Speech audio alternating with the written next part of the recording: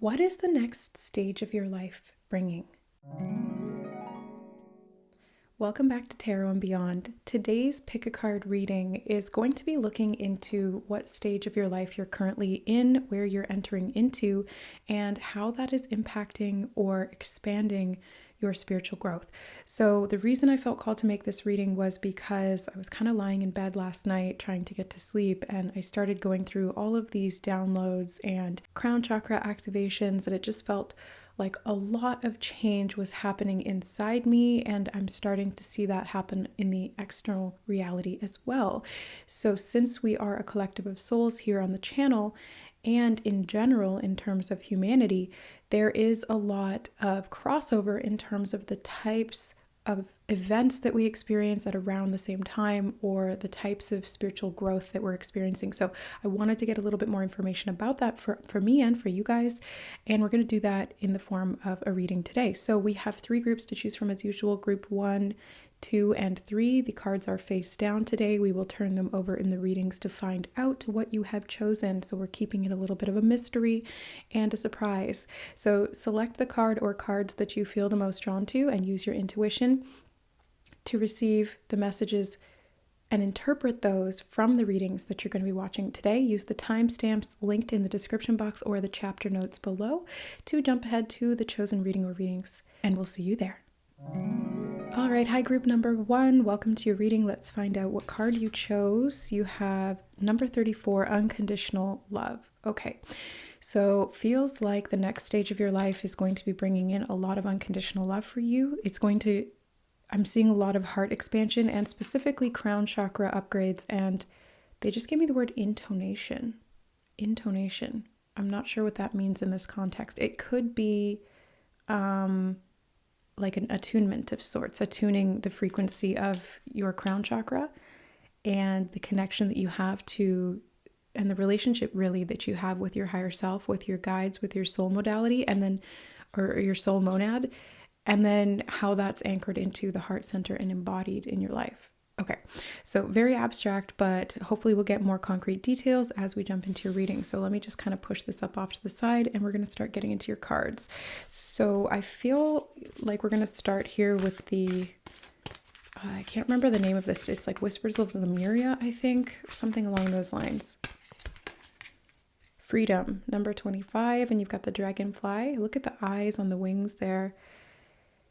It definitely feels like you're going through a growth stage that is requiring transformation of the way that you think and perceive, and possibly expanding this consciousness is helping you to see in a more unconditionally loving way, because you are having more of a higher or macro level perspective. So it's kind of like you can see what's going on at a higher level, and because of that, you can be more compassionate to yourself and others, and allow that to really be the dominant energy in your life.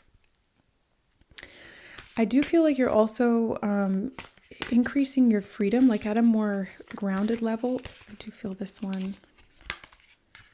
Alpha of Alcyone. I feel like this one's been coming up lately. Please excuse my nose being a little bit stuffed up. I feel like this is part of the Ascension symptoms that I'm going through right now. I just keep getting on and off nose stuffiness, even though I'm not sick, and I don't have allergies, so it's just kind of odd. But okay, so I'm noticing that it goes 24, 25, and then 34. These numbers could be significant if you're seeing those repeating, or if these are related to age or a particular age that of a cycle that you've been through before. This could be relevant. So of course, always use context from your own interpretation. I do want to feel into what this one is, because Alpha of Alcyone, and oh, look, I opened it to 25. See, 25 seems to be an important number, but we're just going to go one back.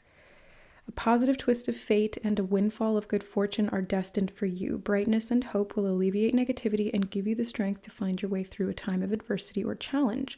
Finally, you will experience peace, love, and deep connection with your true self and the universe. Good things are on their way to you. Okay, well, that's nice. So part of this next stage is going through a little bit of a challenge to get to freedom, but I think that's where you're unlocking this higher level of consciousness. And I think in that consciousness is stored both the capacity for unconditional love and also the freedom to be able to express that in an actionable way. So I'm curious about what that's going to look like. Let's get some of these cards. Thank you to the donor who sent these in. Really loving all of these new decks that I've been receiving from you guys. So we have Cow the Thousands, Respect and Admiration, number 30. You see it's all within this range of like 24 to 34. Maybe this is an age period. Maybe that was the previous cycle and then you're going into the next one or something else, but it's bringing respect and admiration. You also have Secret, the Sheep, Melancholy, and Sadness. Okay.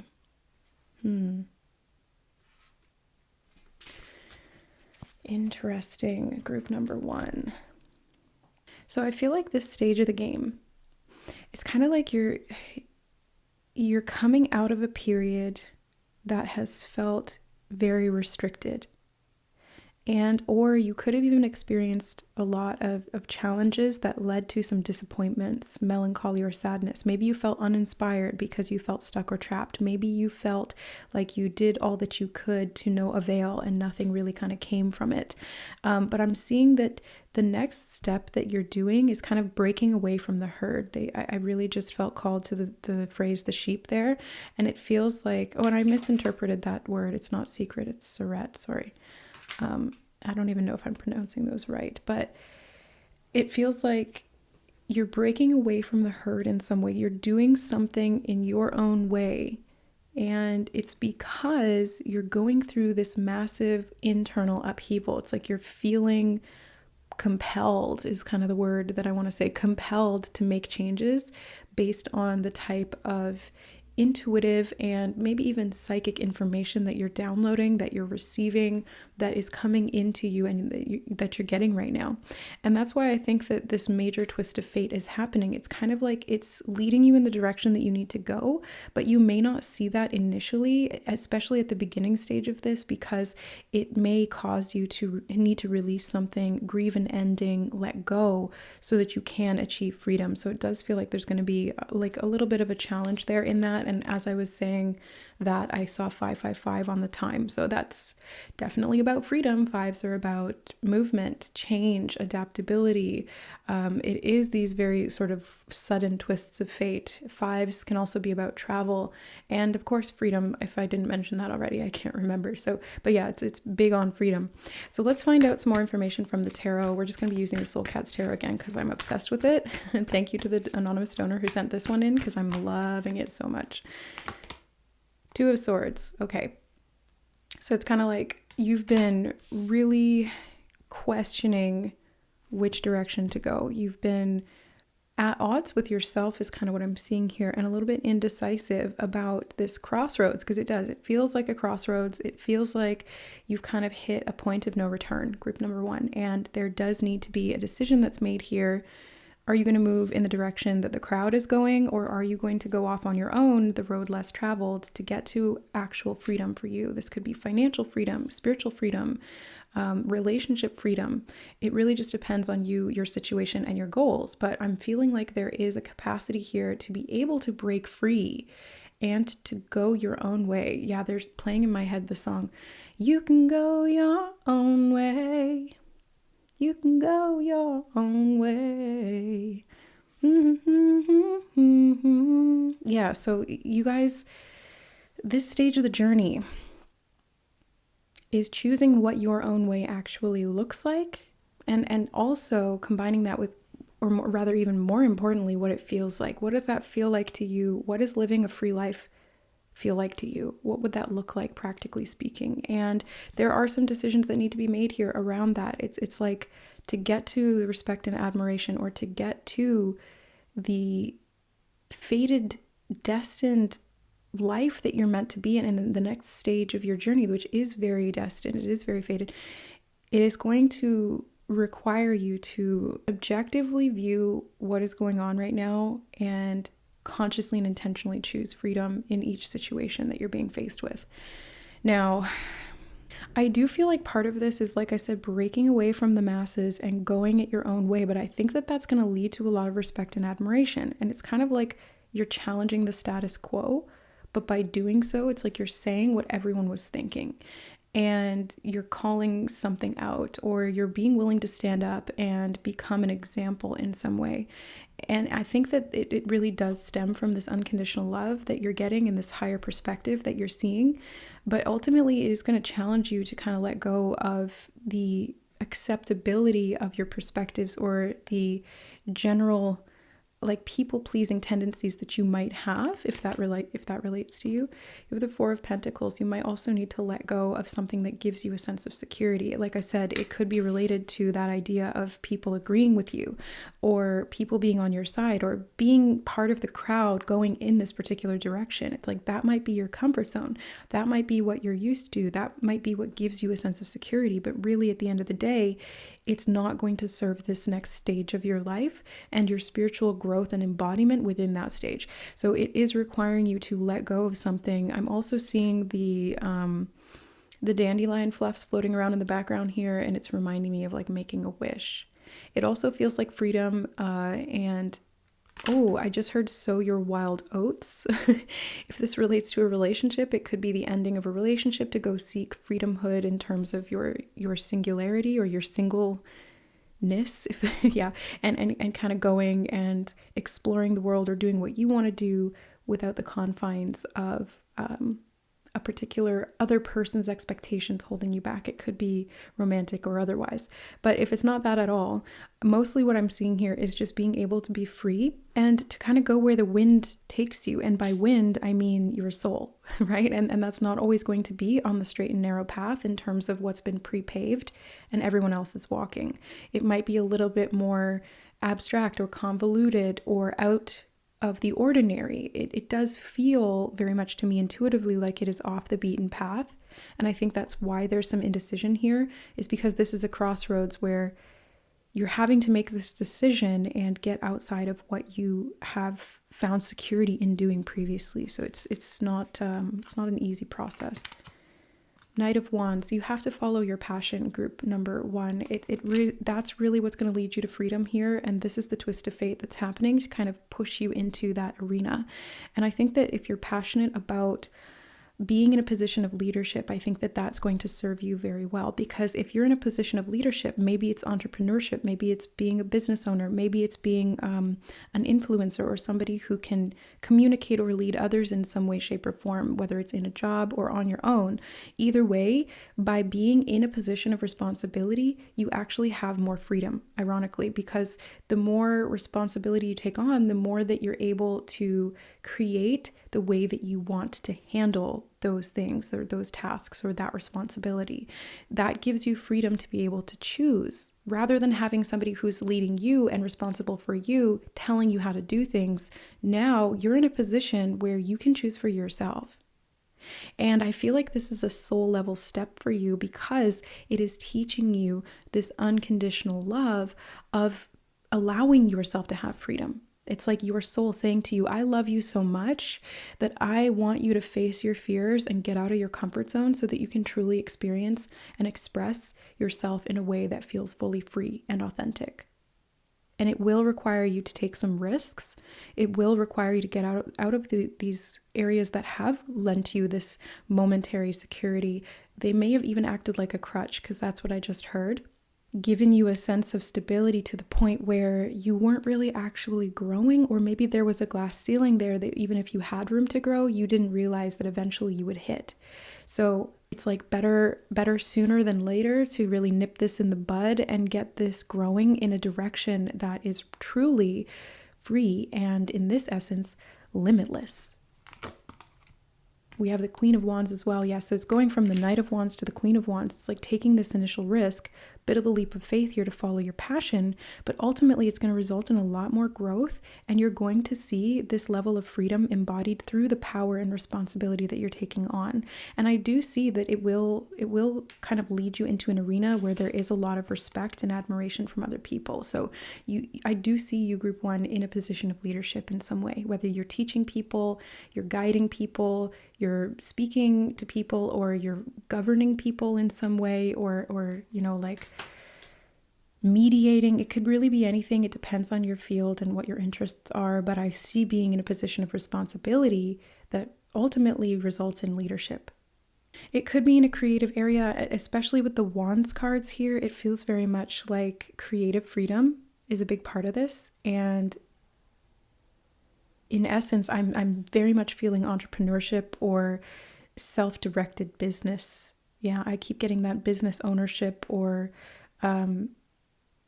could even be being self-employed, but it feels bigger than that. It's like beyond self-employed. It's like kind of the next step to that, or the next level of that. Interesting. Okay, what else does group one need to know, Spirit? Two of Cups. Okay, so now we're kind of seeing a little bit more in terms of the unconditional love come up in respect to other people. I feel like this is going to be people who really, it's not even like, usually the Two of Cups can indicate these romantic relationships or soulmate relationships, and sometimes that's what I'll see. In this case, I feel like it's more so about this respect and admiration that you're getting from people because you're following your path and being authentic in that way. I really feel like by stepping into this position of freedom and potentially leadership and responsibility, you're going to see a lot of people really kind of magnetized to you.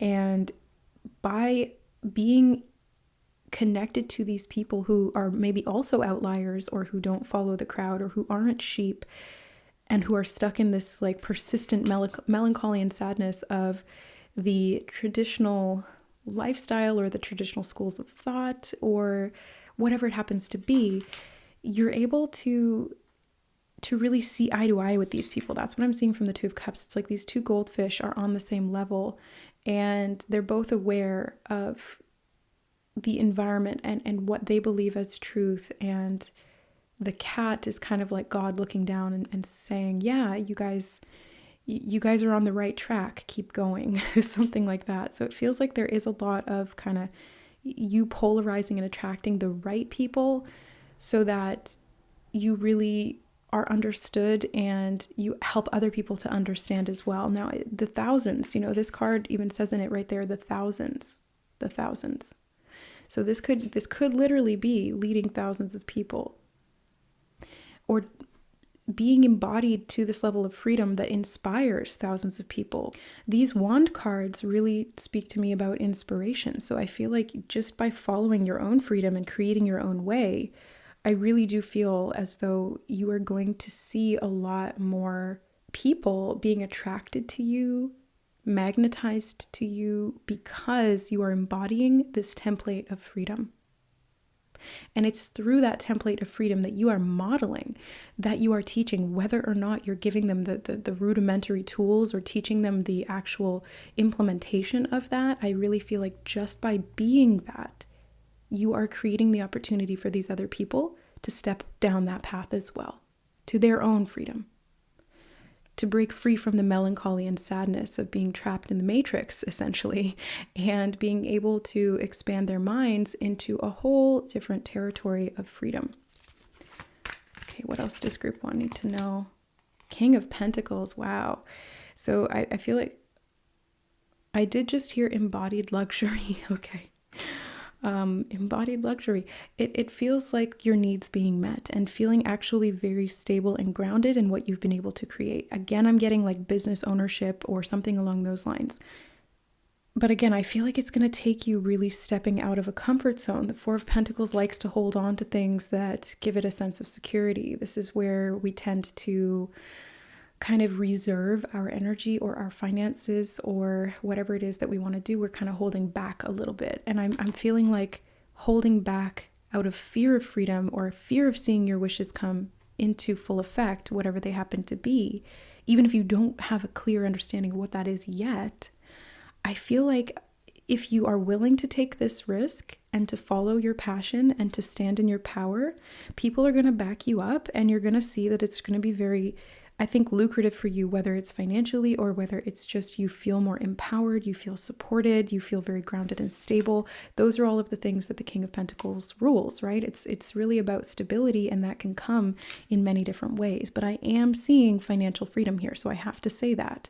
It might not apply to all of you if that's not your goal, but if it is, it's here on the table, literally. So this is very much about being able to be free. It's not even about the money, it's about the freedom that that money affords you and the autonomy to be able to live an aligned life that is inspiring to you and inspires others. Like I said, this is going to have a ripple effect. And so it is really important. That's why this is a bit of a more difficult transition, because you've kind of had to go through these different stages or phases where you may have felt stuck, you may have felt confused, you may be feeling that right now even. But ultimately, this is for your highest good, is what Spirit's showing me. It really is a divinely embodied process that has these particular stages and steps that may feel like that, and that's normal. But each step that you're willing to take, even if you don't see the full scope of what that's going to result in, it will create your freedom. It will give you the opportunity to spread your wings and to rise above these challenges and these transition points into a more stable future. But it does need to be through a little bit of that instability. It's like enduring a little bit of that instability more than anything to be able to get to the stable place that you're meant to be in the future. So group number 1, the stage that you're in right now is a transition. We saw that from Alpha of Alcyone. It's a crossroads. You're at this point where you have to make a decision. Do I go this way or do I go this way? And it doesn't mean that you can't turn around and go back the way you came and redecide at a later point, but I don't think that's necessarily going to be needed. Like, I don't think that that's going to be needed. I feel like if you can trust your intuition and follow the path that your soul is calling you in, you are going to make it. You are going to see that this freedom is really going to serve you in multiple different ways. It's really not just one set of circumstances that your life is going to evolve. It's really all of them. It really touches all of these areas. Like I said, I'm seeing a massive ripple effect here. And so that ripple effect is going to impact all these areas of your life, and it's going to positively impact a bunch of other people's lives as well, the thousands, right? So I do feel that the best advice I can give you right now, group 1, is to trust your gut. And if you're confused about what your gut is telling you right now, i.e. your intuition or your spirit guides, or what's the next step? What do I do? Just listen. Just try to go slow in this moment. Remove any of the fear, the melancholy, or the sadness, or remove yourself from it just by taking a temporary, momentary step back. And then find your passion. Find what lights you up, what gives you a sense of meaning and purpose. What can you sit down and do all day, every day because you love it? Not because somebody else is telling you to do it, not because it's an expectation or a should, but because you genuinely want to. That is going to lead you down the path.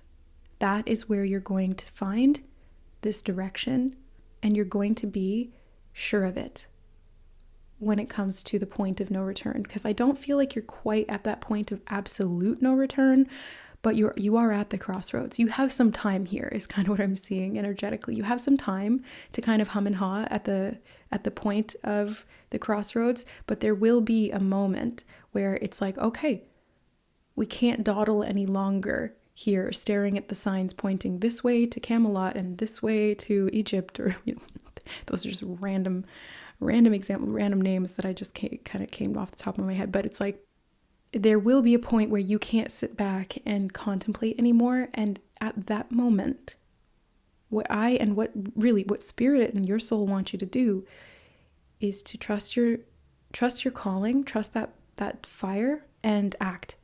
Just do it. Don't look back.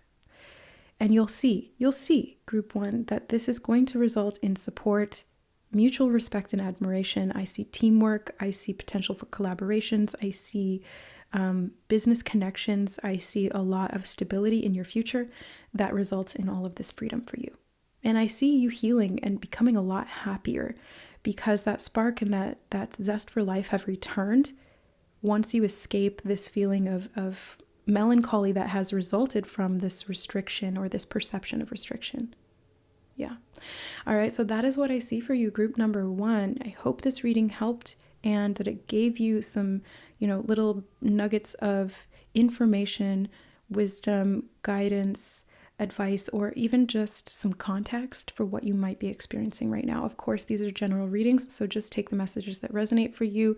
Keep any little symbols and signs that felt like they stuck out to you in your back pocket for later. You might see how those unfold when the time comes, and trust yourself above all else. All right. I love you guys, and we will see you in the next reading. Bye. All right. Hi, group number 2. Welcome to your reading. Let's find out what stage you're in, where your soul is evolving into, and what to expect next. So you guys chose this card, which is Walk Your Truth, number 35. Okay. I'm really being drawn to this handprint. It feels like the hand of God. The hand of God is influencing your life right now, group number 2. I also am being drawn to the idea of the hand, which is like very unique. We have these fingerprints that no one else in the entire world, out of all of these billions of people, have in the exact same way. It's like the snowflake. It's extremely unique, and that's God's. Ooh, they just said that's God's thumbprint. The fact that you are unique is God's hand in your life. Now, the other thing I can see with the hand is, if you're into palmistry, which I'm not super, I don't know a lot about it. I've kind of, here and there, I've learned a little bit about it. I do have a palmistry book and I have a palmistry hand, but I'm really seeing it more in metaphor in terms of kind of what is predestined in your life. What are these things that are sort of fated to happen, that are God's hand at work in your spiritual embodiment process, in your life, in the stages of it. So they're really talking about walking your truth here. That is the first and most obvious message, but I think that it's very much related to something that's very divine and something that's very, very fated. It's like it's extremely unique to you. That's what I'm seeing. That's what I'm feeling. So let's get more information. We're going to start with the Whispers of Lemuria deck. For group 2, what else do they need to know about this stage of their life, this spiritual growth that they're currently in, and what this means for them or what they can do here? Realm Bridger. Wow. Holy cow. Group 2. Okay. So yeah,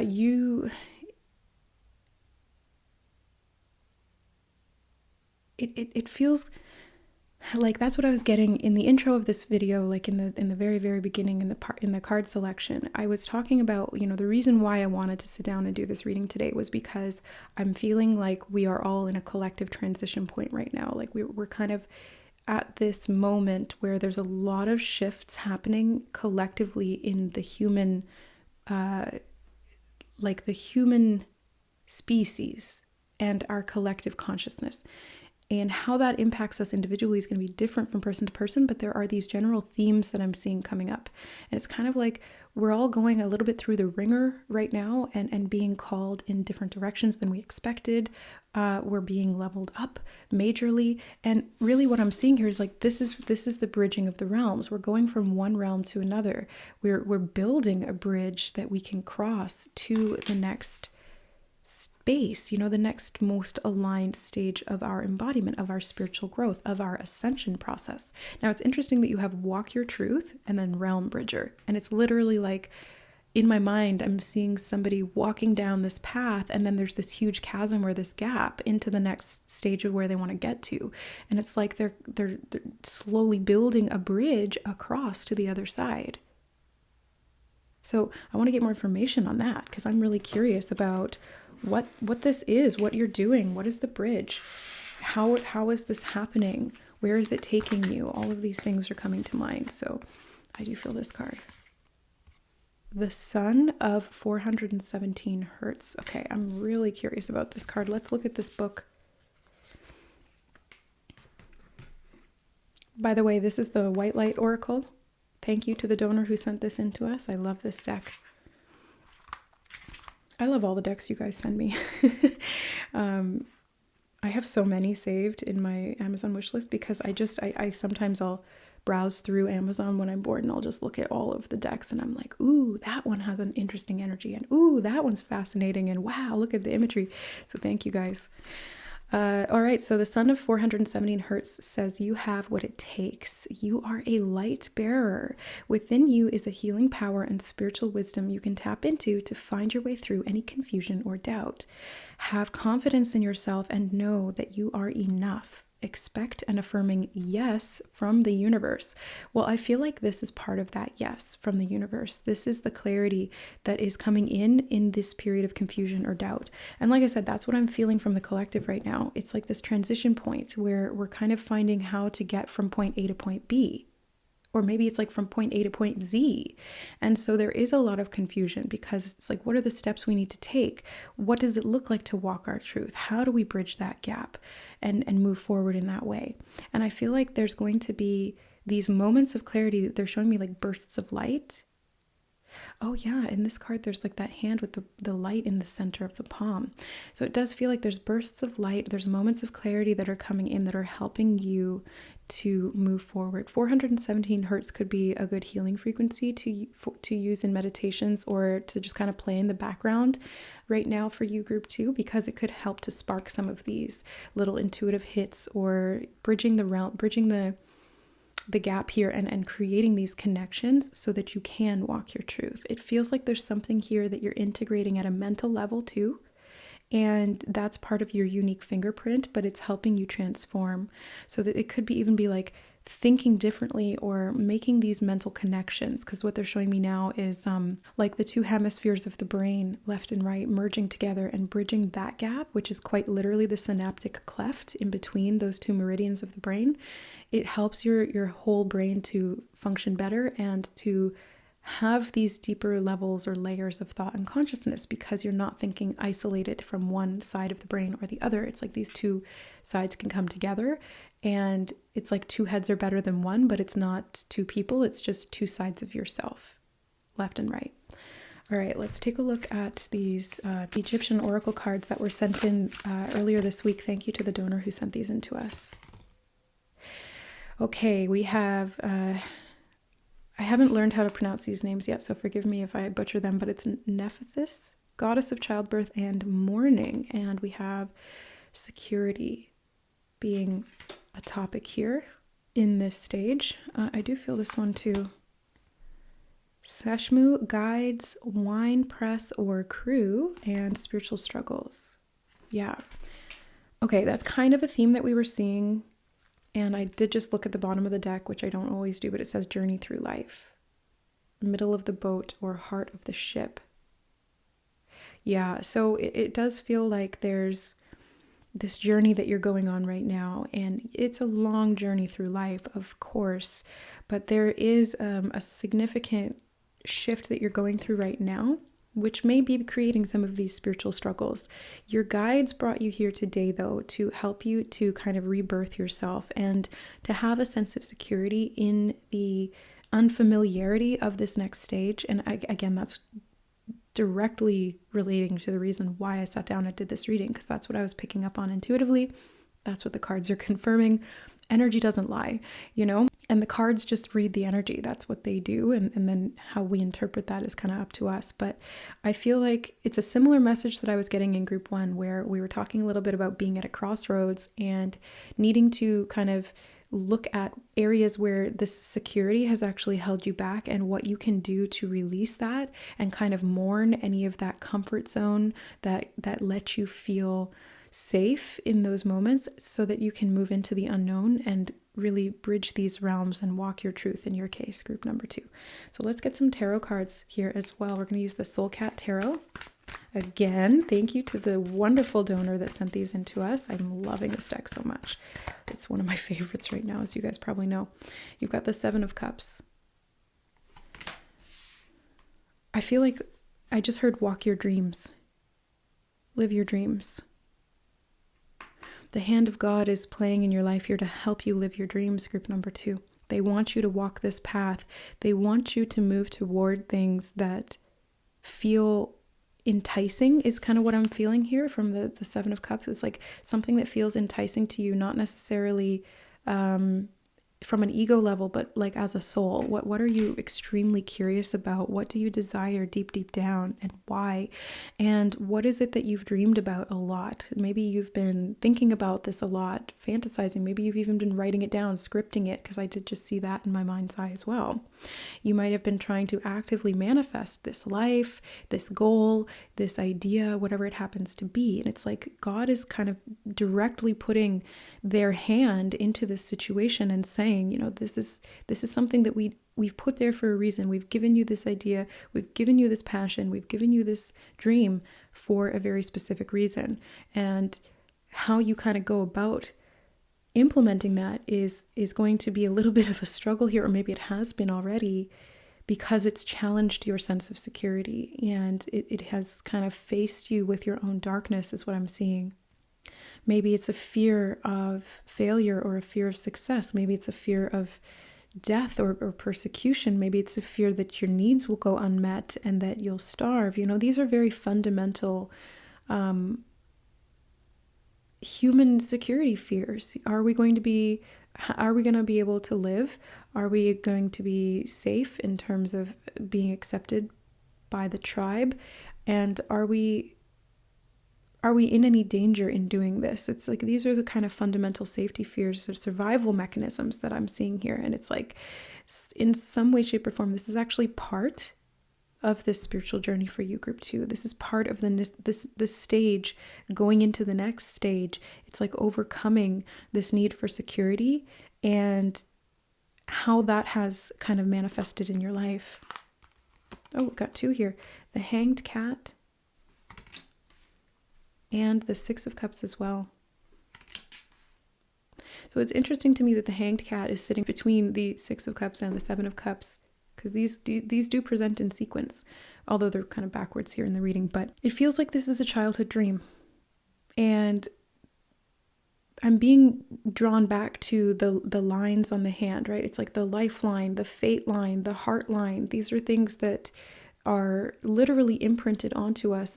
And I'm seeing there's something written in that. So maybe even studying some palmistry for yourself could be helpful to give you a little bit of direction, but really kind of more the larger overarching theme here I'm seeing for you, group 2, is specifically about the dreams that you've had. It's like God, the universe, source, the creator has created that for a reason. Rather, I should say, you have created that for a reason, because you are that. I am that I am.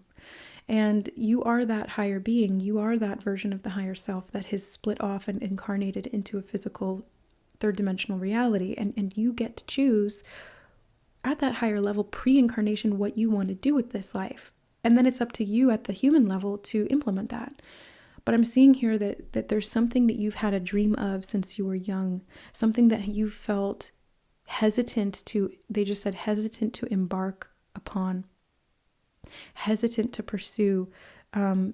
Maybe there's been resistance, or you haven't known how to bridge this gap. You haven't known how to get from one step to the next, because maybe it is challenging you to give up a sense of security, and it will come with some struggles and sacrifices. I'm seeing work needing to be put into this, because the crushing of the grapes, it's kind of like you need to exert some physical force in this. It's not something that is just going to manifest, even though the hand of God is involved here.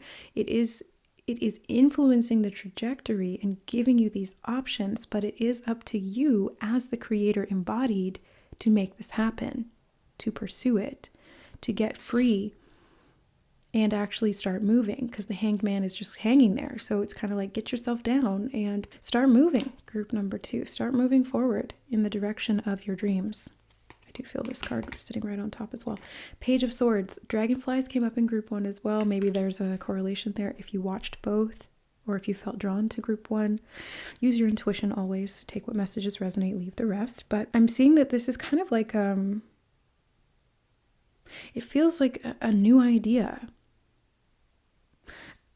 moments of clarity. I'm getting that again, like those bursts of light where you can see for a moment. It's kind of like it's really dark out at night and all of a sudden a firework goes off in the sky and it lights everything up and you can see for just a moment what's around you. And maybe if you're trying to walk somewhere, you would have that moment of illumination to be like, oh, okay, I go in this direction, and then it goes dark again, and you're kind of wandering around and feeling insecure and struggling a little bit because you're not sure where to direct your energy. But then all of a sudden another firework goes off, you have that momentary illumination, and you can make a decisive move in that moment. So it's kind of like these periods of darkness and periods of light.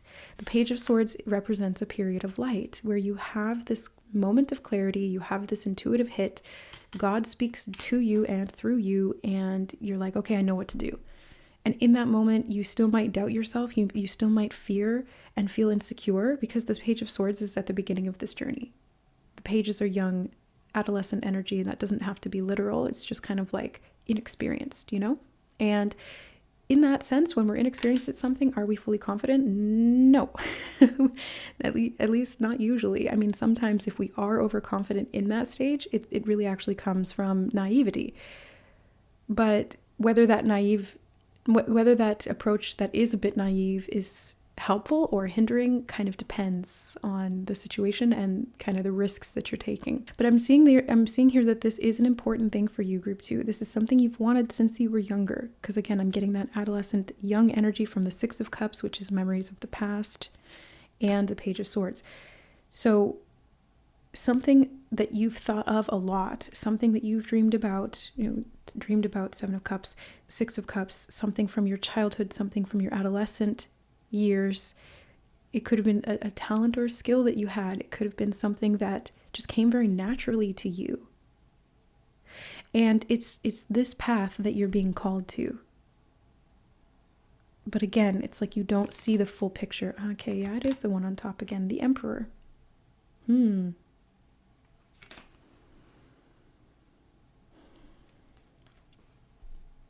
This again is talking about security. And I find it interesting that we have these 2 cards. We have grapes. Can you see that there? The grapes that the squirrel is holding up and giving to the Emperor. And then you've got wine press or crew, right? Crushing the grapes to make wine. So it feels like putting in the work to change something from one state to the other. It's like crushing something to get the juices from it. And putting in the work so that you can sit back later and really enjoy it. The Emperor is control, which creates security. And it's like he's the one with the master plan. He's the boss. He's the leader. And maybe you've relied on other people for that in the past, but I think it's now you having to lean back and rely more on your own truth, relying more on these God-given talents and directives and these dreams that have been seated there for a reason, and figuring out and creating like a map or a blueprint or a plan, a strategy. That's really very Emperor, energy, is strategizing about how to move forward and what you need to do. And like I said, I think you're going to get these moments of clarity. So when you do, write stuff down. Literally, Page of Swords is about writing and communication. So write it down. At the moment that you have these ideas, put them into action in a physical way like that, even if it's just jotting it down on a notepad or something, because it's going to help you to see it a little more clearly, and then you'll be able to transform with more security or more of a sense of direction. And the Queen of Wands. I want to get this one as well. Oh yeah, the Knight of Wands. These 2 came up in group 1, so that's kind of why I feel like they needed to be together, because it's kind of the same message. Bottom of the deck, 6 of Swords. So yeah, you guys are going through a bit of like a spiritual journey right now. You're in this transition, like I was feeling from the collective, and that's why I sat down to do this reading. But it's kind of like it is calling you to do something that you've been putting off, is what it feels like. Do something you've been putting off for a while, because maybe you're afraid that it won't provide for you the type of security that you are desiring or that you feel like you need. But I do feel like if you pursue this, it is going to create the security that you do desire. But it's kind of like you're gonna need to endure the gauntlet a little bit here. I'm not going to sugarcoat it, group two. I'm not going to sugarcoat it. I'm not going to try and pad it for you because that wouldn't actually serve your growth here. It is about facing these struggles and really putting in that effort that is hard, that is challenging, that does make you face your fears in this way, because that is the bridge that you're building to the other side.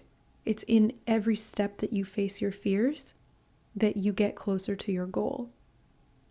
And the more that you can follow these very innate dreams and the ideas that come from them, but doing so in a very practical, methodical, systematic way, that's what's going to get you to this stage where you feel like you've mastered something and you can fully trust yourself and the universe and your ability to manifest, because you will have seen that come to fruition. You will have gotten there.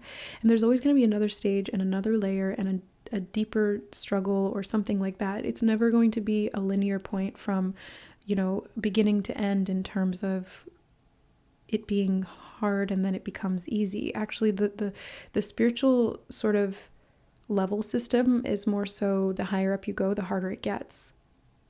But the higher up you go, the stronger you get. So even though it gets harder, it can feel a little bit less difficult than in the beginning because you have more skills to work with and you have more intuition or direction, or you know your truth a little bit better. So even though that will be tested still, it will still be challenged and you will still need those catalysts of challenge to grow further. It becomes a little bit more worked in, like the process a little bit better, and so you can lean into that and trust it and trust yourself. Most importantly, trust yourself, because that's what gets you through. And coming out the other side of these spiritual struggles into the embodied, empowered experience that those struggles or those challenges were really catalyzing or creating you into. It's like you're becoming a stronger person, you know what I mean? And so in those struggles is this infinite and priceless capacity to evolve. So group number 2. What stage are you currently in? Well, you're in a stage where you're needing to kind of get yourself, down off of the cross, metaphorically speaking, kind of like step down from the holding phase or period that you were in and follow your passion, follow your dream towards this experience of truth that really is very individual to you. It's very unique to you. I don't think anybody else is going to be living this template. And I feel like that's maybe why it's like you're moving in the dark a little bit, because there is nobody who has done this before quite in this way. And I think that's always going to be the case because we are, each of us, so unique. But it's like at a whole nother level for you, group 2, because maybe this isn't something that anyone in your family has done before, so you don't have a template, or this is something that you've never seen anyone else in the world do before quite in this way, and so you don't have a template. And I think that's why this stage of the game, to really get to the next level and to spiritually grow from this and to embody this lesson in your life, or this stage of growth, it is going to be about making a plan and getting practical about it. They keep giving me that energy of systematizing. Create a system. Learn the system, work with the system rather than against it, but make it your own so that it works for you. It's like creating a system that is based in your truth and your unique needs, because they're different from everyone else's. That's what's going to lead to this growth and getting the juice from the berries. It's like you will have put in the work through these systems. You have built the bridge, and then you'll get to the other side where you can drink the wine or you can enjoy the fruits of your labors. Yeah. So really, that is what I see for you, group number 2. I hope that this reading helped and gave you some insight, some clarity, some context into what this stage is and what is being encouraged of you in this process. Take what resonates, leave the rest. As always, these are general readings, but use your intuition and look for these synchronicities, because sometimes it's not just about the message that I'm interpreting. Sometimes it's about the way that these messages connect. So what are other readings saying and how are those connected to this one? Sometimes you'll have greater context because it will be repeated from different readers on different channels. Maybe it's about the images and there's something in that sparks something for you, or there's a synchronicity that you've already been seeing, or maybe that you'll see later that will give you context in regard to what the message was here in the reading and what your next step is going to be. All right, so I hope that it helps in whichever way. And thank you so much for being here, guys. I love you, and we'll see you in the next reading. Bye. All right, hi, group 3. Welcome to your reading. Let's find out what stage you're currently in, or the stage you're moving into, and how this is affecting your spiritual growth and your ascension process. You have worlds within. Number 36. Okay. So this feels like you're unlocking untold worlds within. Like you are seriously at this stage of the game now in your life where you've tapped into so much that you didn't even know was there. It's like untapped potential. It's like you're discovering. I'm seeing, what's this movie? Well, another reference, because the movie I'm seeing is something else, but a pretty straightforward reference is like 1,000 Leagues Under the Sea, or Journey to the Center of the Earth. It's like there's an entire world underneath what you thought was the entire world. And the other example of that I'm seeing is it's a movie on Disney, and I'm pretty sure it's Disney Pixar, and it's like Strange Adventure or something like that. And it's about this adventure family, and these people live in this world. They believe that's all there is, but there's these strange mountains that are kind of like off in the distance, and nobody's ever ventured past them and come back or survived. And this one adventurer dad really, really wants to make it to the other side, but he ends up kind of getting lost in this underground world that's very similar to the example I was giving with Journey to the Center of the Earth. And they end up discovering, I don't want to like give any spoilers away, but they end up discovering that their world was not what they thought that it was. And it was actually like a much smaller part of a way bigger world. And so that's kind of what I'm seeing here. It's like this micro realization leads to a macro embodiment. Okay, so let's get more information for you, group number 3.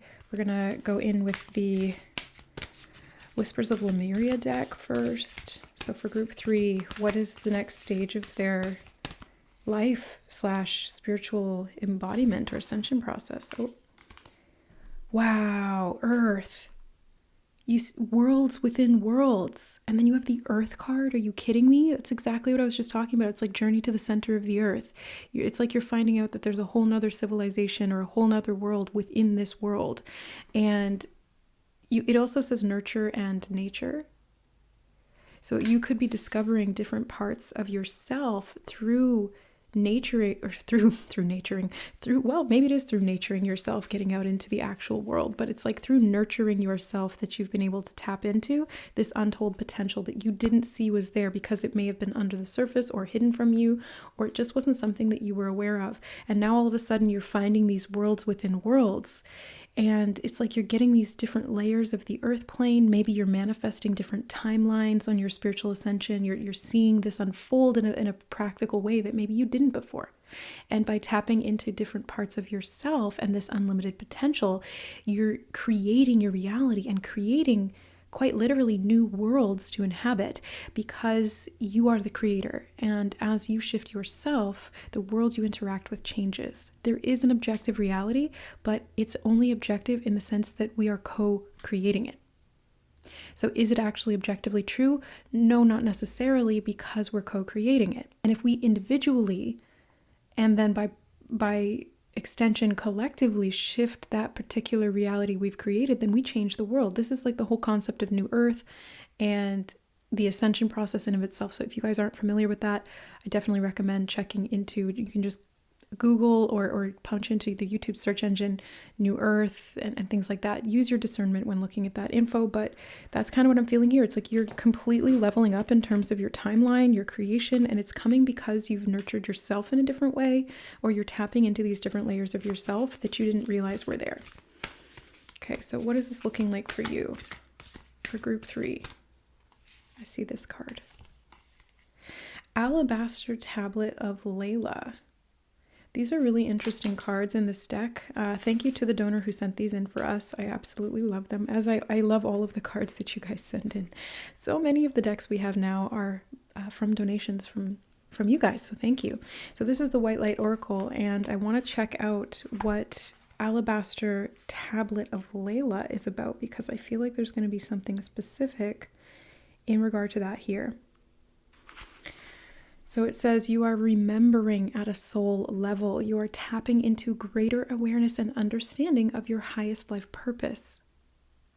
This shall become even clearer to you now. This may evoke unsettling change within you, but that change is necessary for a new way to manifest. You are protected and guided at all times, especially when you feel uncertain about your course. You are truly loved. Yeah, so that's kind of what I was picking up on. It's like you are remembering at a soul level that there are worlds within you that you didn't remember were there. You had forgotten that they were there. And it's through this discovery that it's like not only expanding your concept of self, but it's expanding your ability to create your life and the world that you perceive around you. Like you're quite literally changing your reality, group number 3. This is a big deal. Now, the other aspect of this card is talking about unsettling change, and that's actually the reason why I sat down to do this reading, was because I was picking up on that. And if you guys watched the intro, like the card selection intro of the video, I was talking about that, and I was saying, you know, there seems like there's some collective shift going on right now. I've been feeling it. You guys have probably been feeling it, and I'm sure that even the wider population, if they're unconscious to it, have been on some level experiencing this change or feeling it internally. But for those of us who are highly sensitive and on this spiritual conscious path, we feel it a little bit more intensely because we're aware of it. But that doesn't always mean that we know what's happening or what we're supposed to do, which is why working with spirit and following our intuition and even pulling cards can be helpful. So I'm seeing that there's kind of like this stage that you may be transitioning from one world to the next in terms of your embodiment of that new potential. And as a result, there's some changes. There's some changes that are needing to be made. You're misaligning to the old frequency that you were aligned to. If you're curious to learn more about alignment and dissonance and manifestation, check out the post I made on the community board about that not too long ago. It'll shed some light on that. But basically, you have to misalign to the old aligned reality. Then you go into this dissonance phase where you're like kind of in between. You're not, you have one foot in the old world and one foot in the new world. And you have to really anchor to that new timeline by embodying that frequency through your actions, through your choices, through your mind and your emotions and all of that as well. And then you anchor that new frequency and you align to the new aligned template or the new aligned reality or world. So that's kind of what I'm seeing here for you, group number 3. It's a bit of an intense process, and that's why it can feel really uncomfortable, really confusing. And that's really what I've been seeing in all of the readings today, 1, 2, and now you guys, number 3. It very much is like this energy of transition and being in the in-between stage, or being at the crossroads, or being for group 1, it was the crossroads. For group 2, it was the bridge. And now for group 3, you guys, it's like the inner world that's unlocking. So it's really cool because there's different ways of saying the same thing, but it's like also different in terms of how you're embodying that. Yeah, you have change in circumstances. So under the hind part of the cow. Yeah, okay. So well, to me, it just feels like you're creating something new. And it's like this calf that's being born into the world, right? This is a completely new world to them. Before they emerged out of the womb, they thought that the womb was the entire world. That was their world. That was their earth. That was their state of being. Their existence was in that womb. And then when they're birthed, the birth canal feels like their entire world. And that's the transition point. It can feel really uncomfortable and scary because it's it's constricting, it's potentially painful. You don't know what's happening. But once you emerge out the other side, once you're reborn, this is when all of this is getting unlocked and you're seeing, oh my God, there was like this entire world I didn't know existed. And it's like worlds within worlds within worlds. So this is some pretty high level stuff we're talking about here, group 3. So this is resulting in a change in your circumstances. We can see that there. I got 2 of these cards for everyone else, but I'm feeling called to just leave it at that one for you guys, because it's like they got the point across, you know, Spirit got the point across. But we are going to get tarot cards too. So you guys are at this point of transition right now where there's a change in your circumstances, and it's resulting from this unlocking of the worlds within, because you're seeing a different part of yourself and you're creating a different layer of reality. So let's take a look at some of the fundamentals of what this actually looks like for you, or what this could result in. You have the Knight of Swords. Well, that's the realizations, and I feel like you're moving really quickly in implementing those. I see somebody acting almost immediately after having these realizations. It's like it clicks and you're like, I know what to do. So that's the next stage. I feel like you're coming out of the birth canal stage where things have been uncomfortable. There have been a lot of change of circumstances and you've had to restructure your world. But as you've gone through this process, or even if you're going through it now, depends where you are on this timeline, but the Alabaster Tablet of Layla was talking about your spirit guides being with you every step of the way and helping to guide you through the confusion, because that's actually part of this stage and it helps you to get to the next one. So there will be, like, I see you acting really, really quickly on these insights that you're getting and these realizations that you're having. You're able to pivot and make new decisions very fast because you see something that you didn't see before. And I'm seeing in my mind's eye that they're bringing me back to the example of Strange World or whatever it's called. And it's like the moment that the main character realizes that what they thought was actually a good thing is a bad thing in this larger macro scale, he immediately responds and says, no, we can't do that because it's harming this larger sort of world that we are a part of. So we can't let that happen. And it's this clarity, this realization, this deeper truth, or this macro level truth that you're getting, really, group number 3, that helps you to respond and change course in a way that's more aligned to this higher goal. So you're going to be changing your circumstances because you're like, I see it differently and I see it for what it is. It's like you're getting a higher access or perspective on the truth. 4 of Swords. This may be done through meditation or resting. They just showed me in my mind, Spirit will show me references as it relates to the reading and to provide you with context and maybe even synchronicities as well. They showed me something that I read about, I think it was either Thomas Edison or Benjamin Franklin, I can't remember. But it was basically one of those two would hold a ball in their hand, a metal ball in their hand or something like that. And when they would fall asleep or take a nap, they would let it rest on the edge so that when their hand slackened, the ball would fall and it would wake them up. And they would do this over and over and over again to stimulate the delta level brain waves, or even theta level brain waves of the mind, which are really, really creative and good at problem solving. And this is good for inventing. It's good for getting these realizations or to have these higher level concepts become available to you, because you're kind of in between the worlds. You're unlocking worlds within you. And it's through this type of sort of hypnagogic state that you are able to access this information and these realizations that are going to give you something to implement. And like I said, I feel like you're going to do this so quickly. It's like you just have this aha moment, an epiphany almost of sorts. And you're like, I know what to do. I know what to do. And then you just do it like so quickly. The Fool. Yeah, you just jump into it. It's a big leap of faith for you to change your circumstances like this based on this realization, but you have to do it because it's like it's part of your nature. As soon as you see this truth, you can't deny it. You can't deny it. Even if there is some level of cognitive dissonance, I feel like you accept it for what it is. You get curious about it, which is also Fool energy. Instead of rejecting it or going into resistance, you're like, well, that is fascinating and illuminating. How can I learn more? And it's through this open-mindedness and this embrace of the unknown that I see you being very successful in this next stage of your development, this next stage of your life and your spiritual ascension. It's like you are able to unlock things that were previously unknown to you. It's kind of like the unknown unknowns are being made known. Do you know how big that is? Because you don't know what you don't know.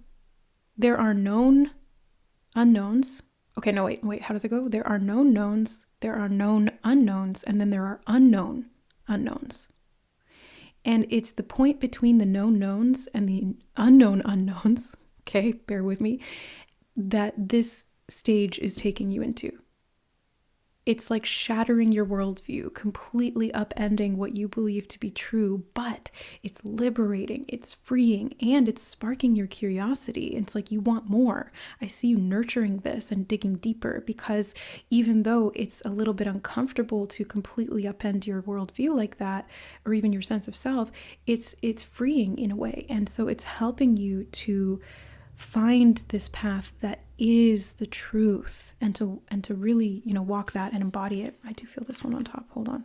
Ace of Pentacles.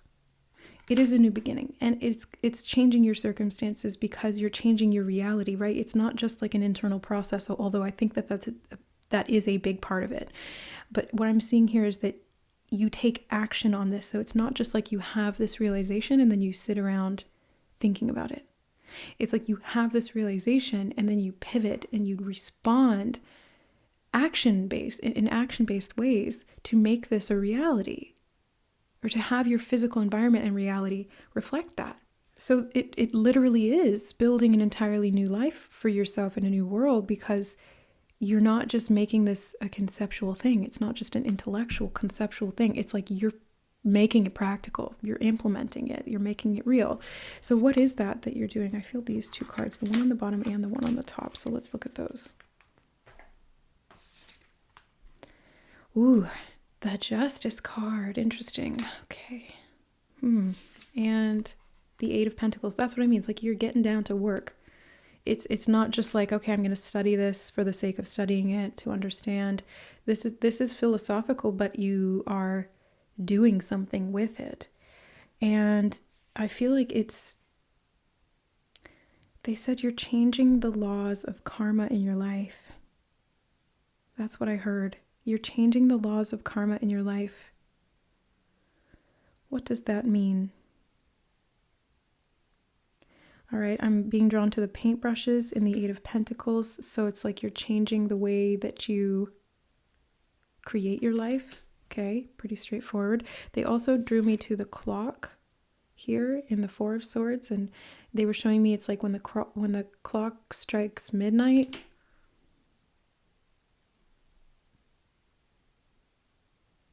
something is revealed and you realize it, and then you're able to kind of put it into action. Now they're showing me Ebenezer Scrooge. That's so weird.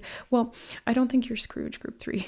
I think the reason that they're giving us this example is because the example in the story is, he's faced with, what is it? Christmas past, Christmas present, and Christmas future. And it's like seeing these different timelines based on his current actions gives him more insight into what lays beyond that he was not aware of. So he wasn't aware of what may have come from his actions. He was not really aware of the context of the past, and he wasn't really aware of what was going on in terms of the environment or the people around him at present. And it's through this expanded awareness, these worlds within worlds, that he gets access to through these visions or through these, interactions with these ghosts, that he's able to make a change in his life. He changes his circumstances. He's able to implement a more compassionate approach, and that changes his world, quite literally. It's like a pivot point where everything else from then on is different, and he's altered his future because he's not participating in the present in the same way. He's changed his approach. That's what I'm seeing here with you, group number 3, but that's more of a metaphor than what's literally happening here. What I'm seeing happening here is that you're gaining awareness of these different levels of reality and your capacity to change them through your actions and working with the laws of the universe. So you might want to study the Hermetic laws of the universe or Hermetic codes. You might want to study the law of one. You might want to study manifestation and things like that, but not the fluffy kind of manifestation that says just dream it into reality and just feel it to see it. No, the secret is not that, okay?